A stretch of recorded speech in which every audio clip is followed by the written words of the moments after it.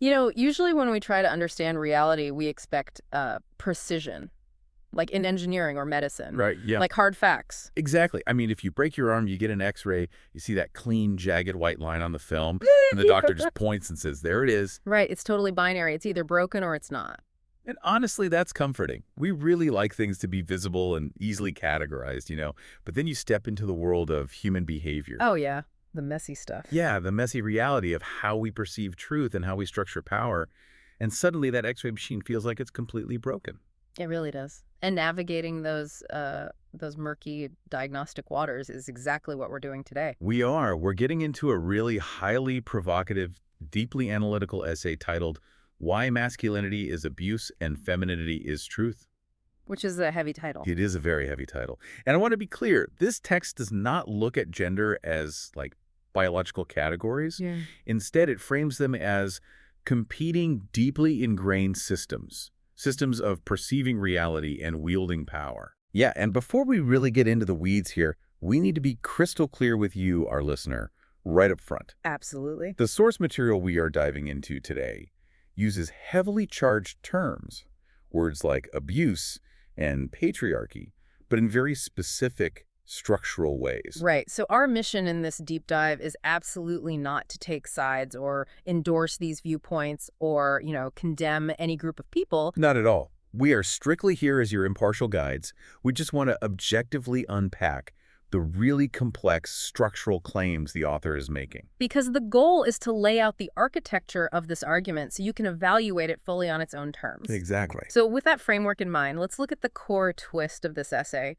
because it completely flips how we value information. It really does. Like, what if emotional intelligence isn't just some modern soft skill you throw on a resume, but is actually the most mathematically precise way to perceive reality? What's fascinating here is that to even entertain that idea, we first have to look at the structures that govern our current reality. Right. The essay starts with this massive foundational claim that masculinity, functioning as a system rather than an innate biological trait, is structurally abusive. Okay, let's unpack this carefully, because the text explicitly states, and this is important, this is not an argument that men are abusers or that masculine individuals are inherently violent. No, not at all. It's talking about an invisible societal reward structure. I was trying to wrap my head around this system-level critique, and I actually thought of the board game Monopoly. Oh, Monopoly. Okay, I like that. Right. Because the rules of Monopoly structurally encourage ruthless behavior. You bankrupt your friends, you hoard resources, you charge crazy rent. Yeah, you become a terrible person for like 2 hours. Exactly. But criticizing the game of Monopoly doesn't mean the individual playing it is an inherently bad person. It just means the system demands and rewards that specific behavior if you want to win. That's a great analogy. Yeah. And in this systemic game of masculinity, the rules demand the suppression of vulnerability. Wow. The text points out that boys are taught this incredibly early. They're trained through this strict binary of shame and reward. Like from childhood. Right from the start. When a young boy deviates from the system, say, by crying or expressing deep fear, he gets corrected with shame. Ouch. Yeah. But when he complies, by dominating a situation, by hiding his pain, acting stoic, he gets rewarded with social acceptance. Well, he just learns to shut it off. Exactly. The essay argues that over time, this training completely bypasses conscious thought. It gets wired directly into the nervous system. So emotional unavailability becomes literally synonymous with strength. But wait, how does viewing masculinity as, nervous system training change our typical definition of abuse? Because usually when I hear abuse, I almost always think of physical violence, fists, bruises, visible scars. Right, the physical stuff. But the author redefines abuse to fit this systemic lens. At its structural core, abuse doesn't require a raised hand. It is the exercise of power over another person in a way that denies their full humanity. It's this consistent ambient message that your lived experience, your perception, your emotional reality, all of it is entirely secondary to my authority. Wow. So it's about overriding reality. Precisely. If the system trains you to deliver the message that someone else's reality doesn't matter and trains the other person to just receive that message as the natural order of things, well, the abuse is simply baked into the rules of the game. Because it doesn't require a conscious villain. Nope. It just requires active participants playing by the rules they were taught. So if this system doesn't rely on physical violence to assert its authority, how does it actually accomplish it day to day? Which I guess leads us to what the text calls its primary mechanism. Yeah, the weaponization of emotional closure. Right, emotional closure. See, when a person has been systematically trained for decades to treat their own emotional life as a weakness, they don't just become quietly stoic. The essay argues they actually become dangerous in a very subtle, pervasive way. Oh, so Because they've been severing ties with their own emotional reality for years, they fundamentally lack the capacity to meet others in theirs. Oh, I see. And the text leans pretty heavily here into the psychological concept of rupture and repair in relationships. It does. Because for any relationship to survive long term, when a rupture happens, like a hurt feeling, a misunderstanding, whatever, there has to be a I repair. have to fix it. But to offer repair, you have to first acknowledge the rupture.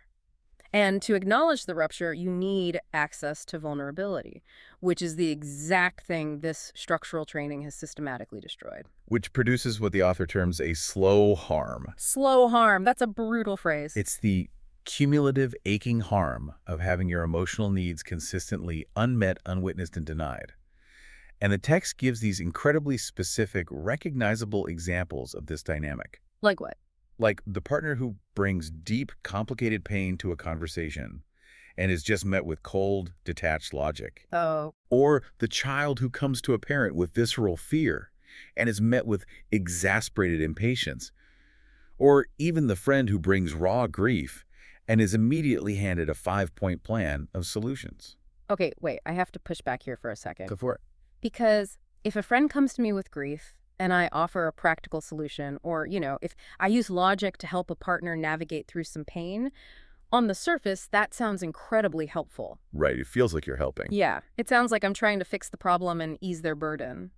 How does the author classify offering solutions as a form of harm? Well, it's classified as harm because it functions as a structural refusal to meet someone where they actually are. I'm not sure I follow. Think of it this way. If you are grieving, your immediate reality is grief. Period. Divine.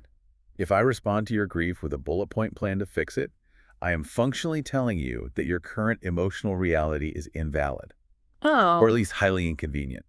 And I'm saying we need to immediately relocate to my reality, which is logic and action. I am rejecting the space you are in. wait, let me follow that thread.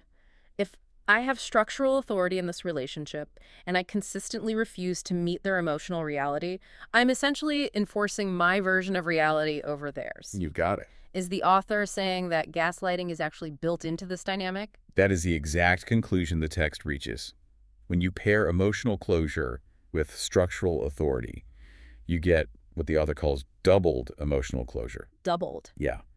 Not only can this person not meet your emotional reality, but the system has positioned them so their inability to meet you is treated as superiority. Wow. So it frames your emotion as a flaw and their detachment as like objective truth. Exactly. It frames your feelings as an error. That completely explains the origin of those incredibly damaging phrases the text highlights. That's right. Things like, you're too sensitive, or you're overreacting, or that didn't happen the way you think it did. Yeah, this dynamic means that gaslighting is not just a personal pathology of a few bad actors. It's built in. It is a necessary structural feature of the system itself.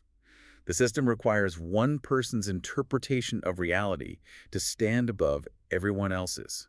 So if a system defined by masculinity structurally overrides reality, what does the author say about how we actually perceive reality? Well, that requires us to completely redefine femininity. Right. And the first step the author takes is stripping away all the patriarchal coding that usually surrounds the word, right? Exactly.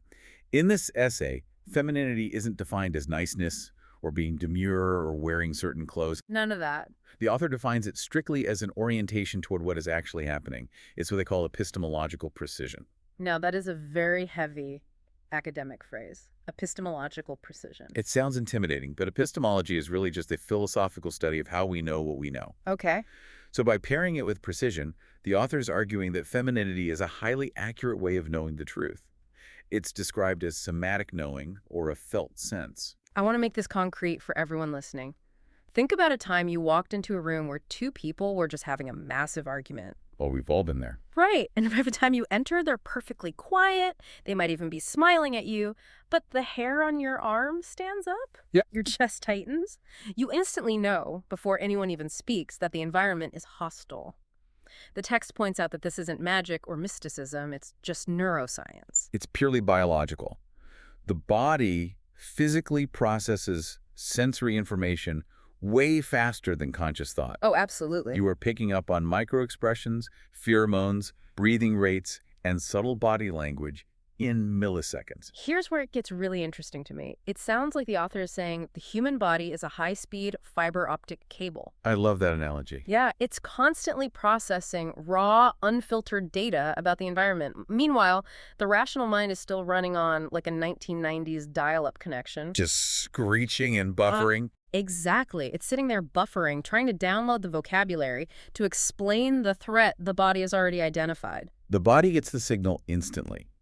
The intellect has to boot up, negotiate it, and honestly often talk itself out of it. That happens all the time. If we connect this to the bigger picture, the author posits that truth isn't a logical proposition you use to win a debate. Truth is contact. Contact with reality. Precisely. You arrive at an accurate perception of reality through receptivity, not dominance. Wow. You don't arrive at the truth by arguing it into submission. You arrive at it by being quiet enough and attuned enough to receive the signal your nervous system is sending. That makes a lot of sense. And the essay mentions that historically, across almost all indigenous and ancient cultures, this way of somatic knowing was deeply honored. Right, like the oracle speaking from the body. Yes, the wise woman reading the unseen dynamics of a situation, the priestess entering a trance to make contact with truth. But that raises a massive question for me. If this high-speed somatic way of knowing is so accurate-like, if it's literally processing reality faster and more precisely than the intellect, why isn't it the dominant way our modern society operates? Well, the author's answer to that is chilling. It's because of a systemic, historical campaign of suppression. A campaign? Yeah. Patriarchy didn't suppress feminine knowing because it was unreliable or flaky. Yeah. It suppressed it because it was far too reliable. Oh, wow. It was a direct threat to the architecture of control. And the essay outlines 4 specific pillars of how this suppression was violently enforced over centuries. This part of the text is incredibly dense, but it's so crucial to understanding the world we live in today. Let's look at the first pillar, which is theology. The essay argues that religious structures didn't just sideline women, they actively declared the female body unclean and spiritually secondary. Think about the mechanism there. If somatic knowing, which is truth, comes from the physical body, but the dominant theological system declares that specific physical body to be inherently sinful, corrupt, and untrustworthy. You effectively unauthorized the vessel of knowledge. Exactly. If you convince a population that their physical form is spiritually flawed, they will actively learn to distrust every instinct and signal it sends. Which bleeds perfectly into the second pillar, medicine. Because when women managed to hold on to their somatic knowing, when they accurately perceived their reality and had very logical, emotional responses to being oppressed, medicine stepped in to diagnose that precision as pathology. This is where we see diagnoses like hysteria. Which literally translates to wandering womb. It does. Yeah. And it was used to institutionalize women for decades. If a woman felt legitimate rage at her confinement or debilitating anxiety from abuse, the medical establishment didn't look at the environment causing the response. Right, they didn't look at the abuser. No, they looked at the woman and said, "Your perception is a medical condition." It neutralized the threat completely. That is wild. I mean, if you're listening to this and wondering why you second-guess your own gut instincts so often, or why you immediately assume you're overreacting, the author argues that you are fighting against centuries of systemic conditioning designed to make you doubt that exact feeling. Then we have the third pillar, which is law. The legal systems in Western societies engaged in what the text calls legal erasure. Under laws of coverture. Right. Under coverture, a woman's legal identity was entirely subsumed by her husband or father. Which meant she completely lacked the legal standing to testify about her own reality. She couldn't own property, she couldn't sign contracts, and crucially, she couldn't legally refuse consent. Right. She didn't exist legally. So if your somatic knowing tells you a situation is dangerous, but the legal system dictates that your reality cannot even be entered into the public record, your truth practically ceases to exist in the eyes of society. And finally, The fourth pillar, philosophy. The text argues that during the Enlightenment, philosophy constructed these really rigid rules of reason that specifically elevated cold, detached logic while actively demeaning bodily knowing. The mind-body split became the gold standard of intelligence. Exactly. It defined rationality in a way that inherently excluded the somatic, emotional processing we discussed earlier. By setting the rules of debate to favor detached intellect, the philosophical establishment ensured that somatic truth could never win an argument. So, looking at all four of these pillars together, theology, medicine, law, and philosophy, the core argument really synthesizes. An abusive system requires victims who actively doubt their own reality, right? Right. And this feminine intuition, this fiber optic somatic knowing, was the single biggest obstacle to that systemic gaslighting. Exactly. It is the ultimate defense mechanism against an artificial reality. Masculinity as a system requires men to completely override their own interior experience and requires women's ways of knowing to be declared invalid. Because it can't be gaslit. Femininity had to be brutally suppressed because it always keeps returning to what the body already inherently knows. If a power structure relies on making people accept an official version of reality that directly contradicts their lived experience, a person who deeply trusts their own felt sense is incredibly dangerous to that power structure. There's a line from the text that perfectly captures the weight of this. It says, "You do not spend that much effort destroying something that doesn't matter." Oh, that's such a good line. Right. The sheer scale of the suppression across every major societal institution basically proves the absolute potency of what was being suppressed. Which brings us to a really fascinating pivot in the essay.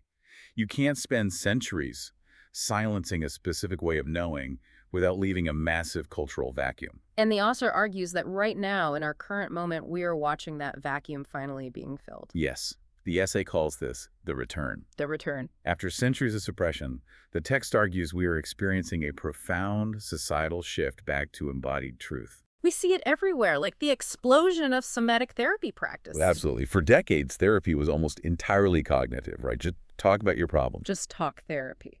But now, somatic therapy, which focuses on tracking and releasing the physical sensations of trauma stored in the nervous system, is becoming totally mainstream.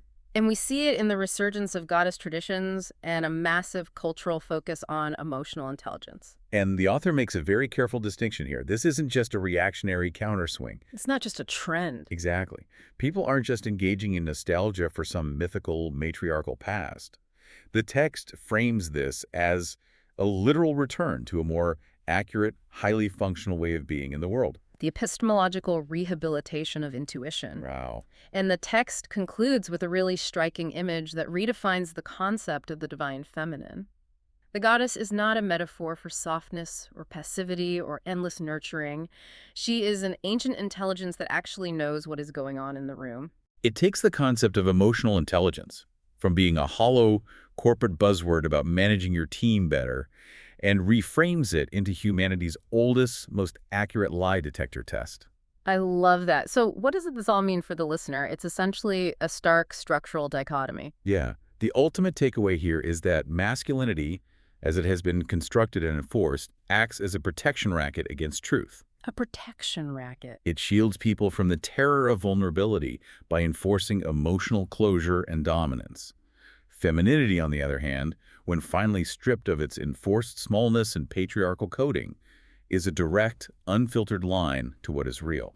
It really fundamentally changes how you look at your everyday interactions. Think back to that X-ray machine we talked about at the very beginning of the deep dive. Oh, yeah. We spend so much of our lives desperately looking for external proof, for that clean, jagged white line on a piece of film to validate our reality. We want someone else to tell us we're right. Exactly. We want someone outside of us to tell us that what we feel is real. But this text is arguing that the machine isn't broken. We have just been ignoring the real diagnostic tool. The body itself is the X-ray. It's been taking the picture all along. Instantly and accurately, this entire time. So the question is no longer whether the image is accurate. The question is whether we have the courage to trust the image it's showing us. So the next time you're sitting in a meeting and you feel that sudden, inexplicable tightening in your chest, or the next time you catch yourself offering cold bullet point logic when a friend clearly just needs you to sit in the messy reality of their grief, take a beat. It's boss. Remember this deep dive. Consider which systemic training is driving your reaction in that exact moment. Is it the trained, rewarded need for control, dominance, and closure? Or is it the profound courage to make actual contact with what is real? It's really about pausing long enough to recognize whether you are overriding the signal your body is sending or whether you are finally allowing yourself to receive it. Which leaves us with a final massive thought to ponder. If our nervous systems have been literally structurally programmed by centuries of these rules, what does it actually take to reboot a nervous system on a societal scale? That's the question. Are we truly ready for the chaos and the undeniable clarity of a world where everyone suddenly trusts their own felt reality?